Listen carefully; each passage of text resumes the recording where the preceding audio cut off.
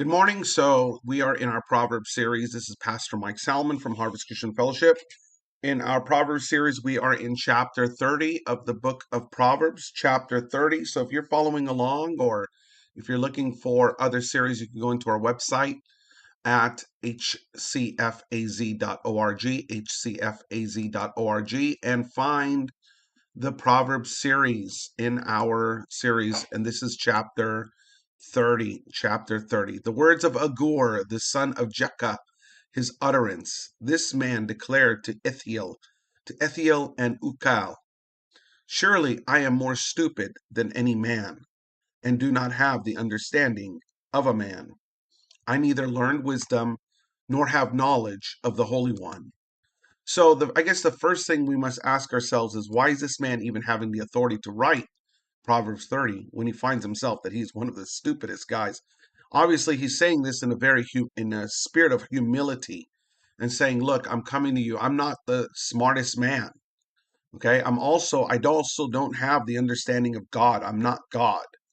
And then he says, neither learn wisdom nor have knowledge of the Holy One. Like, he understands that in comparison to God, that he is no way close to being as wise as God, or he's even as knowledgeable as God is. And then it says, who has ascended into heaven or descended? Who has gathered the wind in his fist?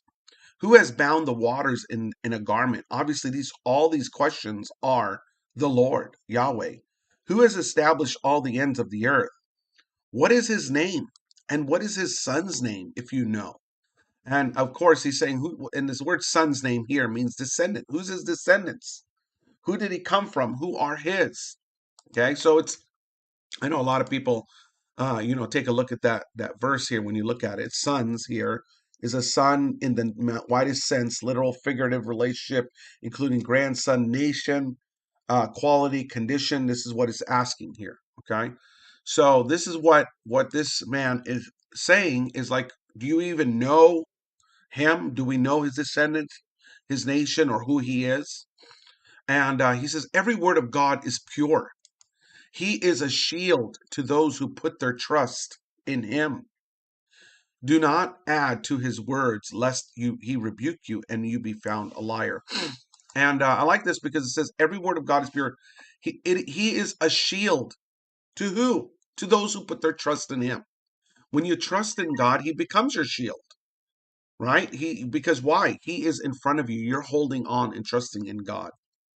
It's kind of like a football player. If you're behind the center and you're behind the guard, you're fine. They're your shield. But if you decide to surpass them or think that you're going to get in front of them, you're liable to get tackled. So God is our shield. He's our guard. Do not add to his words, lest he rebuke you and you be found a liar. And I like what this writer is going to say, because he always going to use numbers 2 and 3 and 4 and stuff like that. But let's look at these things. 2 things I request of you: deprive me not before I die. This is probably one of my favorite prayers and my favorite thoughts that I always ask even God to this day. Number 1, remove falsehood and lies far from me. I do not like liars. Liars, people who lie, or people who are false or defrauding people. I hate that. I despise it. So remove falsehood and lies far from me. And then the second part, which I really love too: give me neither poverty nor riches. Feed me with the food allotted to me. And this is a fantastic prayer, because what it says, God, give me exactly what I need, what I can handle. He goes, and then in verse 9, he even says it, and I love this clarity there. Lest I be full and deny you, and say, who's the Lord? Or lest I be poor and steal and profane the name of God. So give me neither poverty nor riches. Like, don't make me too rich that I forget you, and don't make me too poor that I have to break your commandments. And what a fantastic prayer, that God, you know how much I can handle, because people, they can't handle wealth. That's why Jesus says it is easier for a camel to enter through the eye of a needle than a rich man to enter the kingdom of heaven.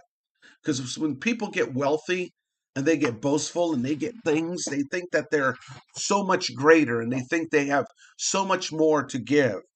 which they do. But what happens is their pride goes up. They think that their status is above the norm. That's scary when that happens. Do not malign a servant to his master, lest he curse you and you be found guilty. In other words, don't try to cause a conspiracy between a servant and their master. People always try to cause strife. What's going to end up happening is, for example, they go, oh, you don't like your job. Yeah, that job, blah, blah, blah, blah, blah. And then you say to them, well, you know what? You should quit. You should tell that boss, take a hike. And then guess what? They do quit. And now they have no money and now they're upset. Well, you made me quit. You did this to me. And then they end up cursing you. Don't let that happen. Don't let them deal with it themselves. There's a generation that curses its father and does not bless its mother. There's a generation that is pure in his own eyes, yet is not washed from its filthiness. There's a generation, oh, how lofty are their eyes, and their eyelids are lifted up. There's a generation whose teeth are like swords and whose fangs are like knives, to devour the poor from off the earth and the needy from among men. And this generation is, of course, a very wicked generation. They deny God, they deny their parents, they reject authority, they don't know how to submit, they don't know how to bow down to God and to do what God's telling them to do. Instead, they want what they want. They want to do what they want to do, and they want to act the way they want to act. This is all over, even in Christianity, folks.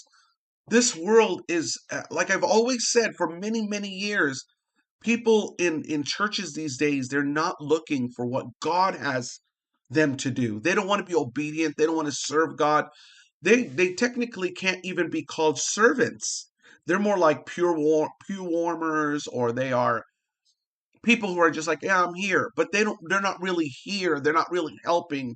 They're not really a part of what God is saying. About almost 2 months ago, I told the church, look, guys, we are a community of believers. We are called to live as a community, to act as a community of believers, to be involved and to serve in our church and in the activities of our church.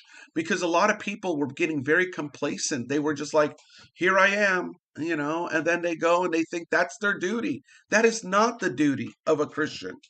The duty of a Christian is not just to show up and be like, I'm going to sit here and listen and then get up and go. It's to listen and then to grow and then to act. That's why even James and all the apostles had problems with this situation. So it's not just only today, but a lot of Christians were like that. Even the Apostle Paul confronts it in Corinthians. John confronts it in his letter. Even James says, don't just be hearers of the word, but be also ye doers of the word. So he's even rebuking them. The people these days, they just need constant rebuke. Like, not all of them, but then there's those that you glorify who are very strong in the Lord and who serve God. Those people are a blessing to God. Those are the true servants of Jesus Christ. Think about it. The word servant starts with serve. Serve. You can't say you're a servant of Jesus Christ if you're not serving Jesus Christ. And how do we do that? We do that in this church. We do that in this world by doing what God's telling us to do. Then he goes on and he says, look at this. The leech has two daughters. Give and give. Right? Give, give, give, give, give, give. Give me, give me, give me, give me, give me. Okay? Give and give. There are three things that are never satisfied. Four, never say enough. The grave, right? The grave is like, I'm never satisfied. The barren womb, a womb that doesn't have children, is like, man, I want as many children as I can. The earth that is not satisfied with water, right? The earth is never like, okay, that's enough water. And the fire never says enough. It's like burn, burn, burn. It devours. Enough. Never says enough. The eye that mocks his father and scorns obedience to his mother, the ravens of the valley will pick it out, and the young eagles will eat it. In other words, that person will get their payback. There are three things which are too wonderful for me. Yes, four, which I do not understand. One, the way of an eagle in the air. So obviously this proverb writer is looking in the air and he's seeing how the eagles soar. And he's like, the eagle in the air, wow. The way of a serpent on a rock. And what this happens is when snakes, they lay on rocks so that they can warm themselves up. So they lay on a rock and they just, they feel just the feeling. And this is what he's saying is the feeling and the enjoyment of the eagle in the air, the serpent in the rock, and the ship in the midst of the sea, and how it just glides through the sea, how it just soars in just a peaceful calm.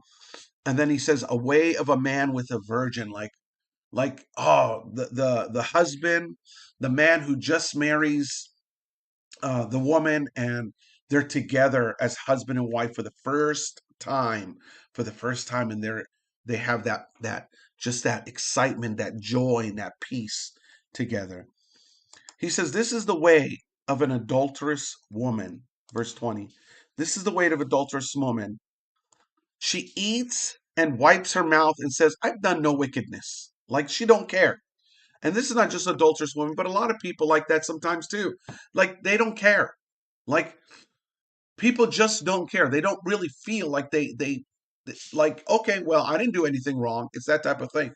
It's kind of like I was speaking this past week in January. This is recorded in January of 2025 about Cain, and how Cain was like when God said to him, "Where's your brother?" He's like, "Am I my brother's keeper?" Like in other words, I didn't do anything wrong. I don't know what you're talking about.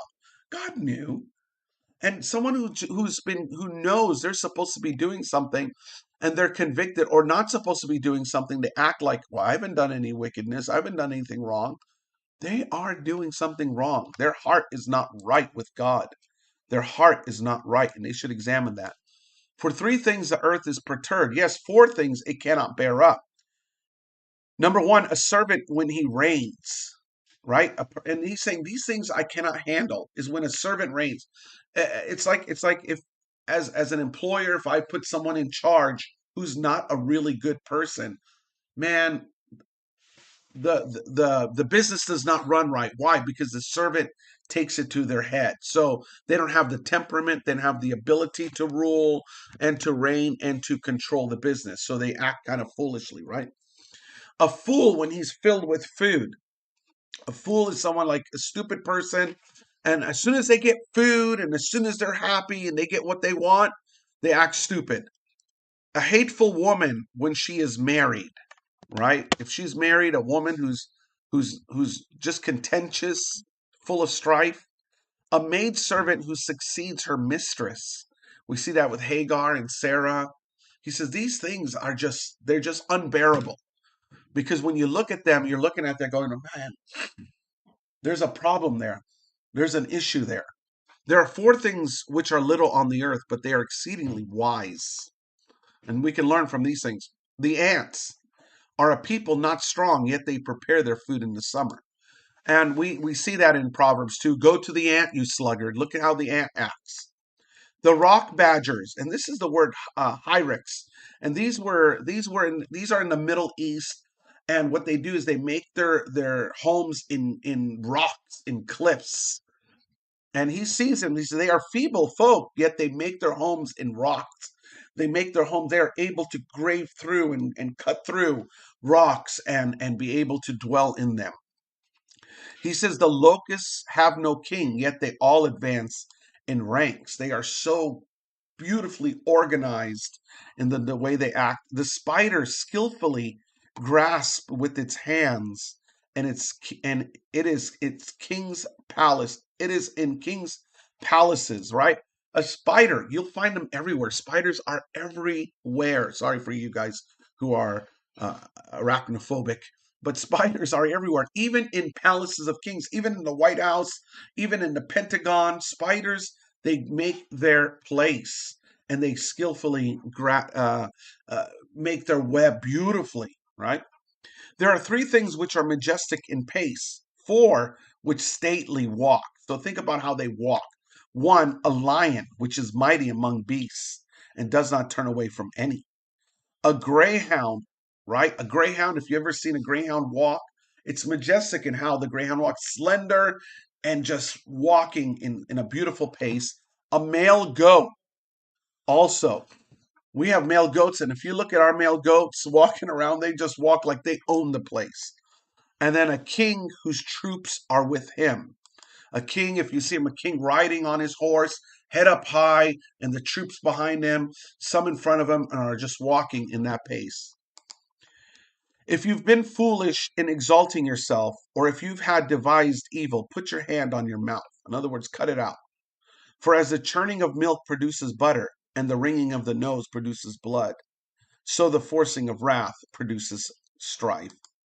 In other words, if whatever, just like if you churn the milk, it's going to produce butter, and wringing the nose will eventually produce blood. If you force wrath, if you're a troublemaker, you're going to cause problems and troubles. This is Proverbs chapter 30.